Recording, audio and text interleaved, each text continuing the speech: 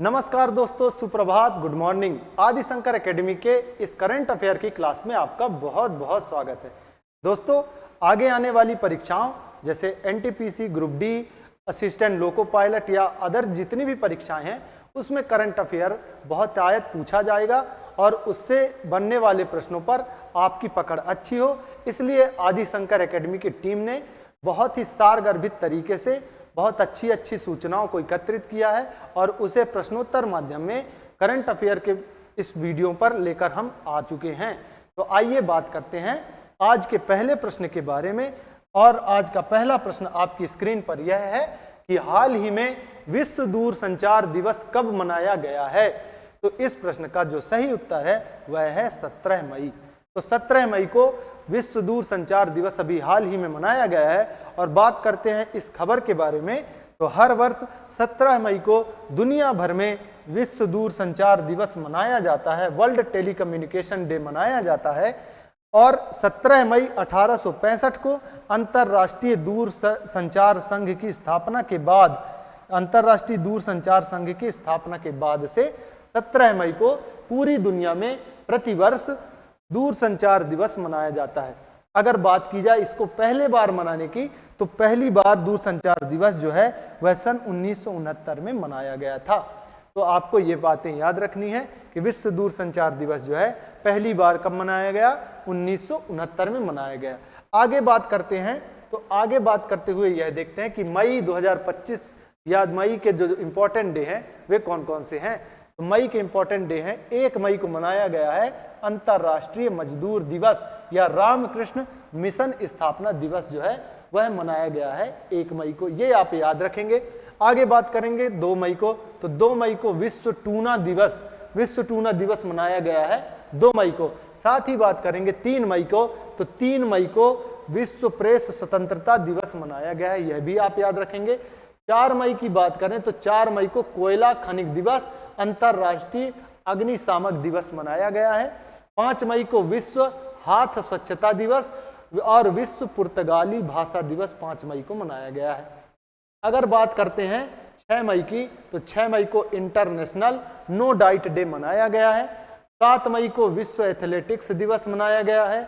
8 मई की बात की जाए तो विश्व रेड क्रॉस दिवस और अंतर्राष्ट्रीय थैलेसीमिया दिवस मनाया गया है।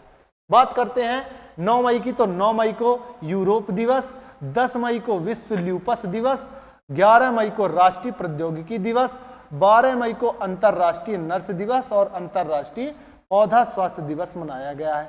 बात करें 15 मई की, तो 15 मई को अंतर्राष्ट्रीय परिवार दिवस मनाया गया है। और 16 मई की बात करें तो राष्ट्रीय डेंगू दिवस के साथ साथ सिक्किम राज्य का स्थापना दिवस भी 16 मई को मनाया गया है। तो यह बात थी मई माह में जो मुख्य स्थापना दिवस या जितने भी मुख्य दिवस थे उनको मनाया गया।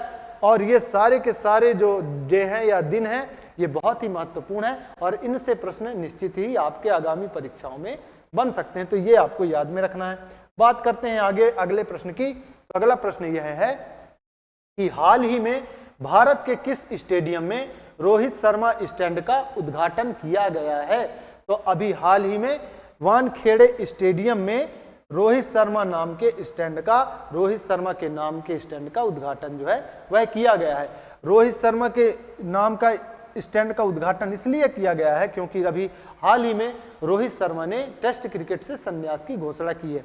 ये टेस्ट के कप्तान भी थे। बात करते हैं इस खबर के बारे में, तो मुंबई क्रिकेट एसोसिएशन MCA ने 16 मई 2025 को मुंबई के प्रतिष्ठित वानखेड़े स्टेडियम में रोहित शर्मा स्टैंड का अनावरण किया, जिसमें टेस्ट और T20 क्रिकेट से हाल ही में संन्यास लेने वाले भारतीय क्रिकेट के दिग्गज को श्रद्धांजलि दी गई।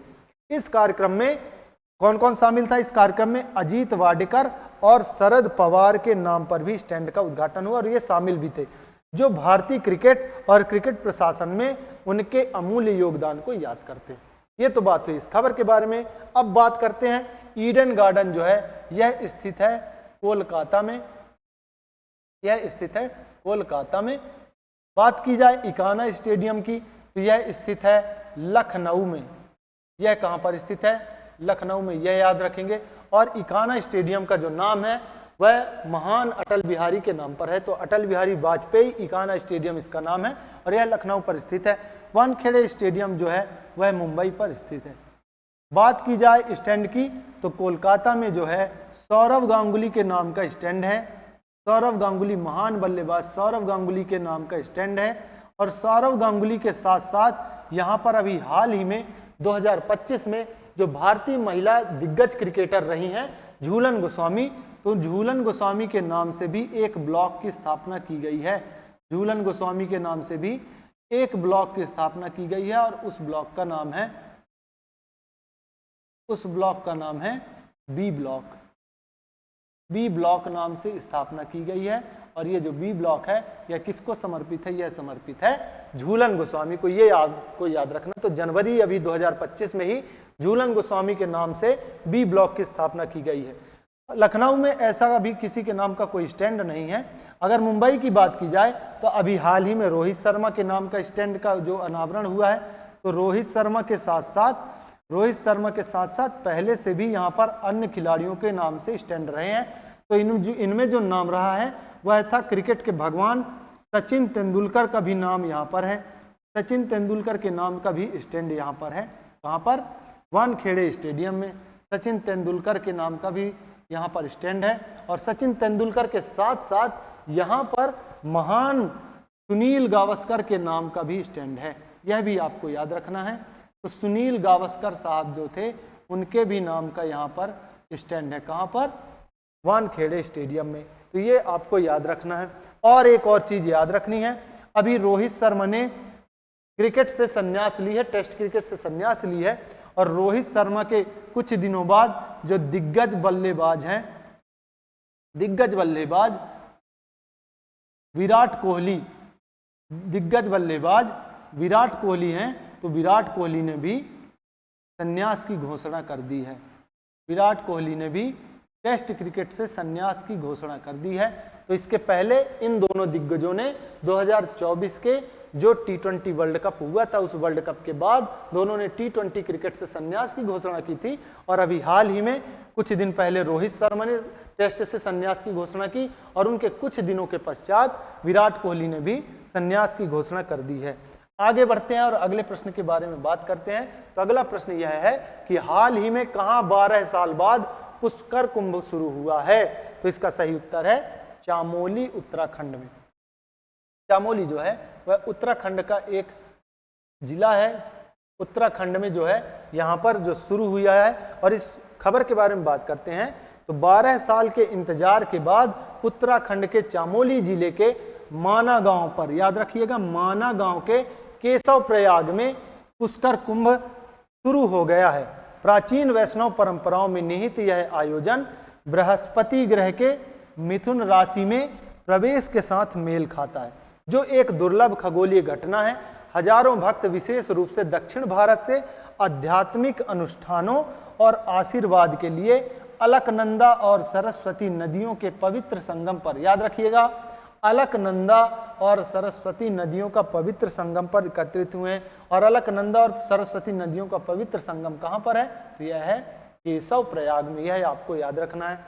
इसके बाद और भी महत्वपूर्ण जो चीज़ है वह है कि अभी हाल ही में महाकुंभ का आयोजन किया गया था। अभी हाल ही में महाकुंभ का आयोजन जो है, महाकुंभ का आयोजन यह हुआ था प्रयागराज में। यह भी आपको याद रखना है। प्रयागराज में महाकुंभ का आयोजन हुआ था। और यह जो महाकुंभ था यह चला था 13 जनवरी से लेकर 26 फरवरी तक। 26 फरवरी के दिन महाशिवरात्रि थी और महाशिवरात्रि के दिन इसका जो था समापन हुआ था। महाकुंभ में के बारे में अभी हमने देखा कि बृहस्पति ग्रह के मिथुन राशि में प्रवेश जब होता है तो यह पुष्कर कुंभ शुरू होता है। लेकिन अगर महाकुंभ की बात की जाए तो महाकुंभ में बृहस्पति जो ग्रह था, बृहस्पति ग्रह होता है मेष राशि में और इसके साथ सूर्य देवता जो होते हैं वो प्रवेश करते हैं मकर राशि में। यह आपको ध्यान में रखना है। तो बृहस्पति जो थे वो मेष राशि में थे और जो सूर्य थे वो मकर राशि में प्रवेश करते हैं और तब वहाँ पर कहाँ पर प्रयागराज में कुंभ का आयोजन होता है। और ये जुपिटर या बृहस्पति ग्रह की साइकिल पर आधारित होता है। आगे बात करते हैं अगले प्रश्न की, तो देखते हैं कि अगला प्रश्न क्या है। तो अगला प्रश्न है कि हाल ही में 3 दिवसीय प्रमुख बहुक्षेत्रीय संवाद मंच सागरमाथा संवाद का आयोजन कहां पर किया गया है? तो इसका सही उत्तर है काठमांडू में किया गया है। और ये जो काठमांडू है यह नेपाल की क्या है? राजधानी है। तो नेपाल में जो है 3 दिवसीय प्रमुख बहुक्षेत्रीय संवाद सागरमाथा संवाद का आयोजन किया गया है। यह आपको याद में रखना है। नेपाल की बात की जाए तो नेपाल की राजधानी जो है, नेपाल की राजधानी है काठमांडू, राजधानी है काठमांडू। और यहाँ के जो राष्ट्रपति हैं, यहाँ के राष्ट्रपति की अगर बात की जाए तो यहाँ के राष्ट्रपति जो हैं रामचंद्र पौडेल हैं, रामचंद्र पौडेल साहब यहाँ के राष्ट्रपति हैं। और यहाँ के अगर प्रधानमंत्री की बात की जाए, किसकी बात की जाए? प्रधानमंत्री की बात की जाए तो नेपाल के जो प्रधानमंत्री हैं वो हैं पुष्प कमल दहल। यह आपको याद रखना है, पुष्प कमल दहल यहाँ के प्रधानमंत्री हैं। अगर नेपाल की मुद्रा की बात की जाए तो नेपाल की जो मुद्रा है वह है नेपाली रुपया, नेपाली रुपया, नेपाली रुपया। तो याद रखिएगा कि 3 दिवसीय जो प्रमुख बहुक्षेत्रीय संवाद सागरमाथा संवाद है वह कहाँ पर आयोजित हुआ है? वह आयोजित हुआ है काठमांडू पर, नेपाल पर। ठीक है, बढ़ते हैं अगले प्रश्न की ओर। तो अगला प्रश्न है कि हाल ही में संयुक्त राष्ट्र ने वित्तीय वर्ष में भारतीय अर्थव्यवस्था में कितने प्रतिशत की वृद्धि का अनुमान लगाया है? तो जो संयुक्त राष्ट्र ने अनुमान लगाया है वह लगाया है 6.3% का। तो भारत की जो राष्ट्रीय अर्थव्यवस्था है वह भारतीय अर्थव्यवस्था कितने तेजी से बढ़ रही है? तो वह बढ़ रही है 6.3% की वृद्धि से। यानी कि जो संयुक्त राष्ट्र का जो अनुमान है वह भारत की अर्थव्यवस्था को लेकर कितना है? 6.3%। यह आपको याद रखना, यह बहुत महत्वपूर्ण प्रश्न है और यह पूछा जा सकता है। बात करते हैं अगले प्रश्न के बारे में। तो अगला प्रश्न है कि हाल ही में किस मंत्रालय ने देश की एक देश एक धड़कन पहल का अनावरण किया है? तो हाल ही में किस मंत्रालय ने एक देश एक धड़कन पहल का अनावरण किया है? तो वह मंत्रालय है संस्कृति मंत्रालय। संस्कृति मंत्रालय जो है उसने अभी हाल ही में एक देश एक धड़कन पहल का अनावरण किया है। अगर संस्कृति मंत्रालय की बात की जाए तो संस्कृति मंत्रालय के जो मंत्री हैं, मंत्री जो हैं वे हैं गजेंद्र सिंह शेखावत। ये आपको याद रखना है, गजेंद्र सिंह शेखावत साहब जो हैं वो कौन है? संस्कृति मंत्री हैं शेखावत। और अगर राज्य मंत्री की बात की जाए, अगर राज्य मंत्री संस्कृति विभाग की बात की जाए तो राज्य मंत्री हैं राव इंद्रजीत सिंह, राव इंद्रजीत सिंह। ये आपको याद में रखना है। तो राव इंद्रजीत सिंह जो हैं वे हैं राज्य मंत्री संस्कृति विभाग और जो मंत्री हैं वे हैं गजेंद्र सिंह शेखावत। अगर बात की जाए इस न्यूज के बारे में तो संस्कृति मंत्रालय ने किसके प्रति? तिरंगे के प्रति एकता, देशभक्ति और श्रद्धा को बढ़ावा देने के लिए एक देश एक धड़कन यानी कि एक राष्ट्र एक दिल की धड़कन पहल का अनावरण किया है। तो यह जो बेसिकली ये जो पहल है यह है हमारे प्यारे तिरंगे के लिए, तिरंगे के प्रति एकता और देशभक्ति से जो जुड़ाव है उसको मनाने के लिए या उसके प्रति श्रद्धा को बढ़ावा देने के लिए इन्होंने एक देश एक धड़कन पहल का अनावरण किया। तो यह भी आपको याद में रखना है। बात करते हैं अगले करंट अफेयर के बारे में, अगले प्रश्न के बारे में। तो अगला प्रश्न है कि हाल ही में भारतीय विदेश व्यापार संस्थान IIFT ने, भारतीय विदेश व्यापार संस्थान IIFT ने कहां पर अपना पहला विदेशी परिसर स्थापित करने की घोषणा की है ना? तो ये जो स्थापना करेगा अपना परिसर, यह स्थापना करेगा दुबई में। ठीक है, यह कहां पर स्थापित करेगा? दुबई में। अगर बात की जाए IIFT की, IIFT का जो IIFT के बारे में बात की जाए तो IIFT जो है यह भारतीय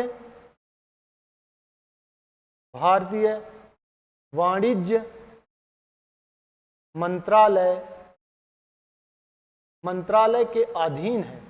भारतीय वाणिज्य मंत्रालय के अधीन जो है यह स्वायत्त संस्था है। यह आपको याद रखना है, स्वायत्त संस्था है। और इस स्वायत्त संस्था की जो स्थापना थी, इसकी स्थापना जो थी वह की गई थी 1963 में। कब की गई थी? 1963 में की गई थी। और याद रखना है कि ये जो IIFT है इसने अभी हाल ही में कहाँ पर घोषणा की है अपना परिसर खोलने की? तो वह घोषणा की है दुबई में। साथ ही इसके और भी परिसर हैं। इसके अगर मुख्यालय की बात की जाए तो IIFT का जो मुख्यालय है वह है नई दिल्ली में। कहाँ पर है? नई दिल्ली में। और इसके अन्य परिसरों की बात की जाए तो इसके अन्य परिसर कोलकाता में भी हैं। एक परिसर इसका कहाँ है? कोलकाता में। कोलकाता के साथ साथ इसका परिसर एक है काकीनाडा में। काकीनाडा में भी इसका एक परिसर है। और काकीनाडा के साथ साथ गिफ्ट सिटी जो है, गिफ्ट सिटी गुजरात में भी इसका एक परिसर है। तो इन परिसरों के साथ साथ एक पहला विदेशी परिसर जो है वह दुबई में स्थापित करेगा IIFT। यह आपको ध्यान में रखना, यह बहुत महत्वपूर्ण है। चलते हैं अगले प्रश्न की ओर। और अगला प्रश्न है कि हाल ही में किस देश में लासा बुखार के प्रकोप से 138 लोगों की मौत हुई है। 138 देशों की मौत हो गई है। तो ये जो लासा बुखार का प्रकोप है यह फैला हुआ है नाइजीरिया में। कहाँ पर फैला हुआ है? नाइजीरिया में फैला हुआ है। और इस लासा बुखार के कारण 138 लोगों की जो है वह मौत हो गई है। ठीक है, बात करते हैं लासा बुखार के बारे में। लासा बुखार जो है, लासा नाम का एक वायरस होता है। लासा वायरस के संक्रमण से फैलता है। लासा वायरस के संक्रमण से फैलता है। और ये जो लासा वायरस है यह फैला है चूहों के द्वारा यह संक्रमण फैला है। और जो बात की जाए इंसान से इंसान में, अगर इंसान में इसका संक्रमण कैसे हुआ है तो इंसान से इंसान में संक्रमण हुआ है खून के द्वारा। प्रदूषित जो खून होता है, खून के साथ साथ लार के द्वारा, और लार के साथ साथ मूत्र संक्रमण के द्वारा भी इसका जो संक्रमण है वह इंसान से इंसानों में फैला है ना। और इस लासा वायरस के प्रकोप के कारण वहां पर 138 लोगों की मौत हो गई। इस खबर के बारे में बात करते हैं तो नाइजीरिया रोग नियंत्रण केंद्र NCDC ने 2025 में लासा बुखार के 138 मौतों और 717 पुष्ट मामलों की रिपोर्ट की है, जिसमें मृत्यु दर 19.2% है। यह आपको याद रखना है। नाइजीरिया के 36 में से 18 राज्य, याद रखिएगा 36 में से लगभग 50% राज्य जो हैं वह राज्य वायरल रक्तस्रावी बीमारी से प्रभावित है। यानी कि नाइजीरिया में बहुत हालत खराब है। और ये जो लासा बुखार है इससे पूरा का पूरा नाइजीरिया प्रभावित है। नाइजीरिया के जो 36 में से 18 राज्य, लगभग आधे राज्य जो हैं वह लासा के प्रकोप से प्रकोपित हैं। और यह बीमारी जो है लोगों की वहां पर जान ले रही। बात करते हैं अगले प्रश्न के बारे में। तो अगला प्रश्न है कि हाल ही में किस देश में याला ग्लेशियर, याद रखिएगा किस देश में याला ग्लेशियर को मृत घोषित किया गया है? हाल ही में किस देश में याला ग्लेशियर को मृत घोषित किया गया है? तो यह देश है नेपाल। नेपाल में है याला ग्लेशियर, जिसे अब क्या कर दिया गया? मृत घोषित किया गया है ना। और ध्यान रखिएगा कि विश्व का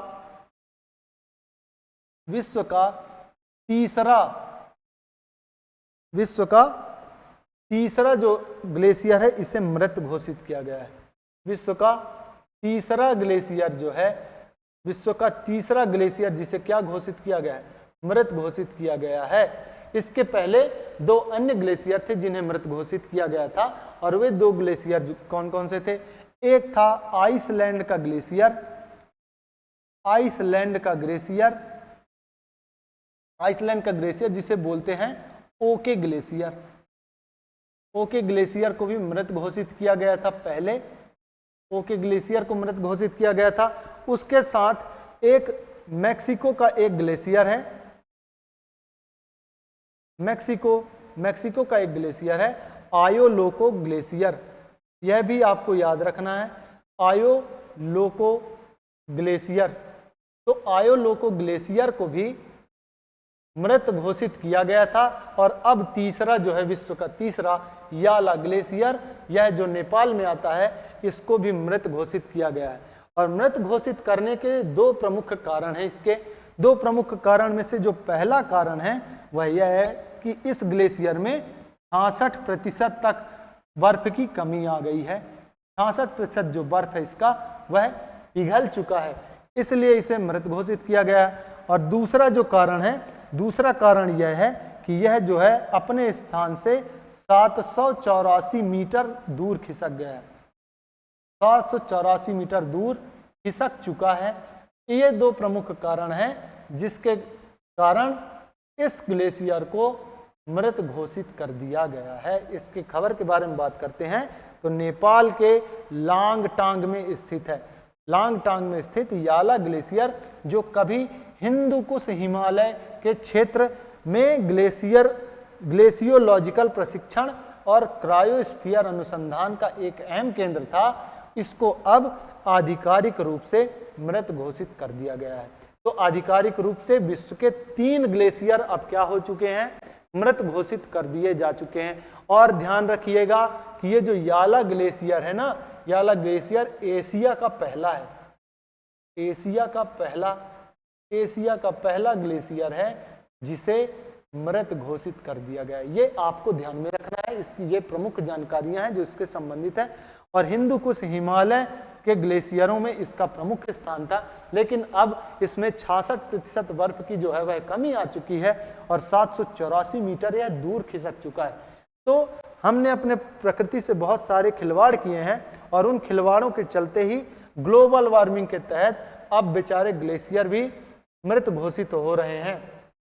आगे बढ़ते हैं नेपाल के बारे में बात करते हैं। तो बिम्स्टेक कृषि मंत्रियों का तीसरा सम्मेलन जो है वह नेपाल में हुआ था और नेपाल राष्ट्र बैंक का कार्यवाहक गवर्नर डॉक्टर नीलम धुगाना को नियुक्त किया गया था। इसके साथ ही भारत और नेपाल के सुप्रीम कोर्ट के बीच न्यायिक सहयोग बढ़ाने के लिए समझौता भी हुआ था। और एक और प्रमुख चीज, घोड़े यात्रा समारोह का आयोजन नेपाल में हुआ था। घोड़े यात्रा समारोह का नेपाल की संसद ने इलेक्ट्रॉनिक कॉमर्स विधेयक पारित किया था अभी हाल ही में। और भारत और नेपाल ने नए समझौते के साथ विज्ञान एवं प्रौद्योगिकी संबंधों को सुदृढ़ किया है। नेपाल और फ्रांस ने हाइड्रो नेपाल परियोजना के लिए समझौता ज्ञापन पर हस्ताक्षर किए। तो ये थी नेपाल के संबंध में और बहुत सारी महत्वपूर्ण बातें जो आपको याद रखनी है। अगले प्रश्न के बारे में बात करते हैं। तो अगला प्रश्न है कि हाल ही में HCL टेक ने किस IIT के साथ AI कौशल विकास के लिए साझेदारी की है? तो इस प्रश्न का सही उत्तर है IIT गुवाहाटी। तो IIT गुवाहाटी जो है HCL टेक ने 4 वर्षीय online bachelor of science degree के माध्यम से कर्मचारियों के लिए AI और डेटा साइंस कौशल विकास प्रदान करने के लिए IIT गुवाहाटी के साथ एक समझौता ज्ञापन पर हस्ताक्षर किया है। ये आपको ध्यान में रखना है कि IIT गुवाहाटी के साथ HCL टेक एक बहुत बड़ी कंपनी है। HCL टेक की बात की जाए तो HCL जो टेक है यह एक मल्टीनेशनल कंपनी है। कैसी है? मल्टीनेशनल IT कंपनी है। यह आपको ध्यान में रखना कि मल्टीनेशनल IT कंपनी है। और यह मल्टीनेशनल IT कंपनी जो है यह सेवा एवं परामर्श के क्षेत्र पर कार्य करती है। सेवा एवं परामर्श के क्षेत्र पर कार्य करती है और सेवा और परामर्श यह देती है IT के क्षेत्र में और BPO के क्षेत्र में। ऐसे अन्य क्षेत्रों में यह जो क्या करती है, सेवा एवं परामर्श का कार्य करती है। HCL टेक की बात की जाए तो यह एक मल्टीनेशनल कंपनी है। इसकी जो स्थापना हुई थी वह 1976 में हुई थी। कब हुई थी? 1976 में। और यह जो है 50+ देशों पर इसका क्या है? काम धंधा चलता है 50+ देशों में, इसलिए यह कैसी है? मल्टीनेशनल IT कंपनी है। तो याद रखिएगा कि हाल ही में IIT गुवाहाटी के साथ मिलकर इसने AI कौशल विकास के लिए साझेदारी की है। यह बहुत महत्वपूर्ण है। अगर बात करते हैं कि IIT ने अभी और क्या किया है, तो IIT मुंबई ने कीटाणुओं से लड़ने के लिए होस्ट प्रोटीन की खोज की है। यह बहुत महत्वपूर्ण है साथियों कि IIT मुंबई ने कीटाणुओं से लड़ने के लिए होस्ट प्रोटीन की खोज की है। और IIT मुंबई के वैज्ञानिकों ने खारे पानी के उपचार के लिए कमल के पत्तों से सोलर एवोपरेट विकसित किया है। कमल के पत्तों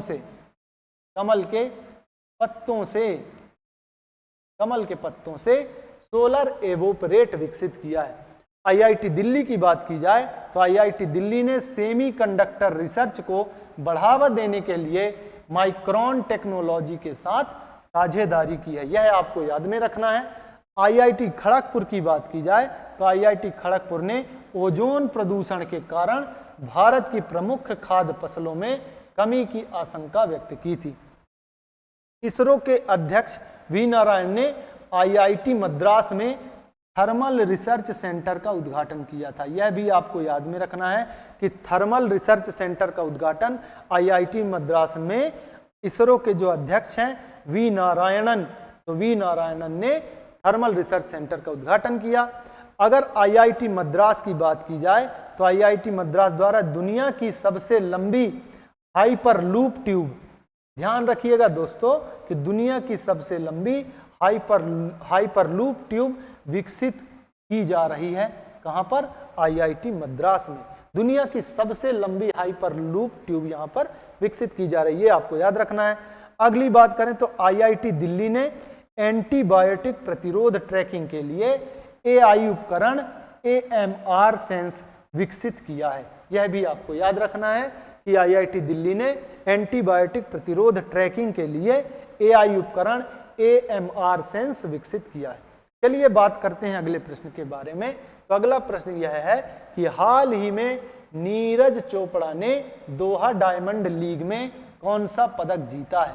अभी हाल ही में दोहा डायमंड लीग जो है वह की गई है, जिसमें कि जो नीरज चोपड़ा थे उन्होंने रजत पदक जीता है। बात करते हैं इस खबर के बारे में। तो नीरज चोपड़ा ने 90.23 मीटर थ्रो के साथ नया राष्ट्रीय रिकॉर्ड बनाया है। यानी कि इससे पहले नीरज चोपड़ा ने कभी भी 90 मीटर का भाला नहीं फेंका था, तो अब जाकर उन्होंने अपना रिकॉर्ड तोड़ा है और 90.23 मीटर का थ्रो उन्होंने किया, नया राष्ट्रीय रिकॉर्ड बनाया है, जिससे वह भाला फेंक में 90 मीटर का आंकड़ा पार करने वाले पहले भारतीय बन गए। अपनी ऐतिहासिक उपलब्धि के बावजूद जर्मनी के जूलियन वेबर, याद रखिएगा नाम, जूलियन वेबर ने दोहा डायमंड लीग में 91.06 मीटर थ्रो के साथ स्वर्ण पदक जीता है। तो जो जर्मनी के जूलियन वेबर थे, इन्होंने नीरज चोपड़ा से 1 मीटर ज्यादा भाला फेंका और 91.06 मीटर इन्होंने भाला फेंककर स्वर्ण पदक जीत लिया। और जो रजत पदक है, दूसरे नंबर का जो पदक है, उसमें हिस्सा लिया किसने? उसको किसने जीता? उसको जीता हमारे प्यारे देश के नीरज चोपड़ा ने। चलिए बात करते हैं आगे। अगर नीरज चोपड़ा की बात की जाए तो नीरज चोपड़ा ने अभी हाल ही में कुछ दिन पहले ओलंपिक्स में स्वर्ण जीता था। ओलंपिक में स्वर्ण जीता था, यह भी आपको याद रखना है। ओलंपिक में स्वर्ण पदक जीता था, स्वर्ण पदक नीरज चोपड़ा ने, और तब से इनकी बहुत सारी चर्चा पूरे देश भर में होती रही है और इन्हें स्टार जेवलिन थ्रो के नाम से जाना जाता है। तो इन्होंने अभी हाल ही में दोहा लीग में कितना भाला फेंका है? 90.23% और रजत पदक जीता। बात करते हैं अगले प्रश्न के बारे में। तो अगला प्रश्न है कि हाल ही में किसने सुपर वेट शतरंज क्लासिक टूर्नामेंट जीता है?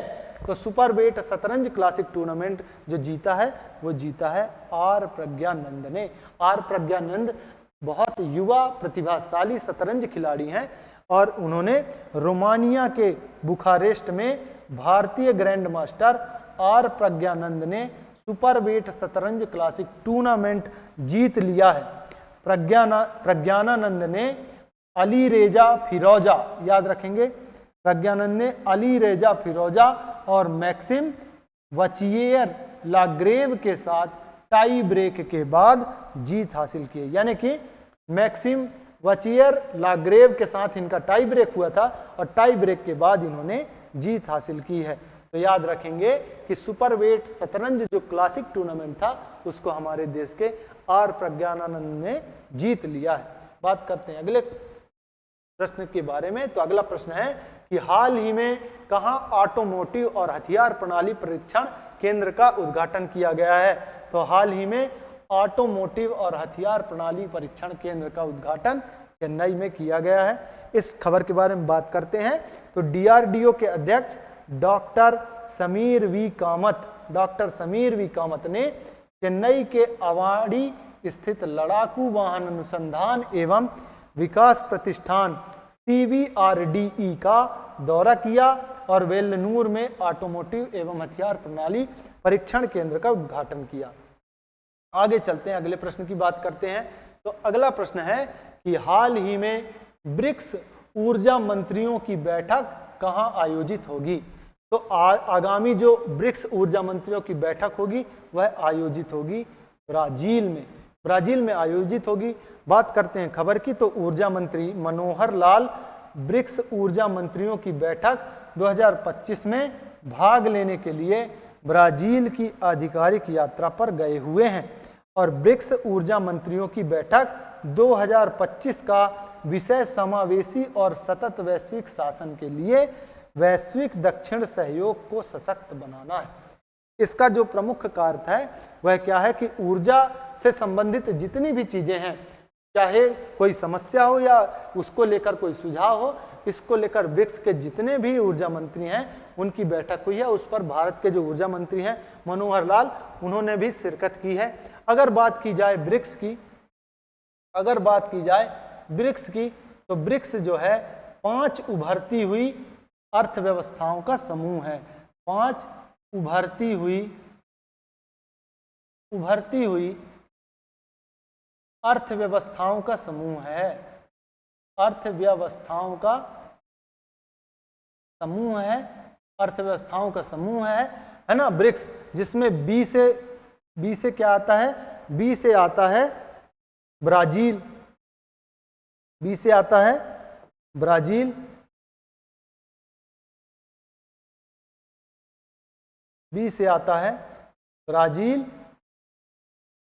आर से आता है रूस, आई से इंडिया या भारत, सी से चाइना और एस से साउथ अफ्रीका। ये जो देश हैं साउथ अफ्रीका, इन देशों का समूह कहलाता है ब्रिक्स। ये 4 देश हैं जिनका समूह कहलाता है ब्रिक्स। तो ये जो साउथ अफ्रीका है यह इस संगठन में सन 2010 में शामिल हुआ था। इससे पहले 4 ही देश थे और इसको ब्रिक नाम से जाना जाता था, लेकिन सन 2010 में साउथ अफ्रीका जो है वह भी इस ग्रुप में शामिल हुआ और इसका नाम ब्रिक्स हो गया। यह आपको याद रखना है।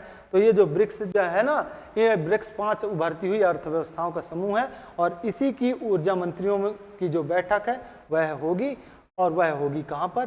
ब्राजील में होगी। ये आपको याद रखना है। चलिए बढ़ते हैं आगे के प्रश्न के लिए। तो अगला प्रश्न है कि हाल ही में फीफा ने कहाँ के फुटबॉल महासंघ पर से निलंबन हटाया है? तो ये जो निलंबन हटाया है यह कांगो का जो फुटबॉल महासंघ है यहाँ पर निलंबन हटाया है। इस खबर के बारे में बात करें तो फीफा ने आधिकारिक तौर पर कांगो गणराज्य के फुटबॉल महासंघ FECO फूट पर लगाया गया निलंबन हटा लिया है, जिससे तीसरे पक्ष के हस्तक्षेप के आरोपों के कारण 3 महीने से चल रहा गतिरोध समाप्त हो गया। यानी कि कांगो का जो फुटबॉल महासंघ था उस पर फीफा ने निलंबन लगा दिया था, लेकिन इसके सफाई के बाद, इसके बहुत सारे प्रयासों के बाद अब जो है फीफा ने इस पर से निलंबन जो है कांगो के फुटबॉल महासंघ पर जो निलंबन लगा था उसको हटा दिया।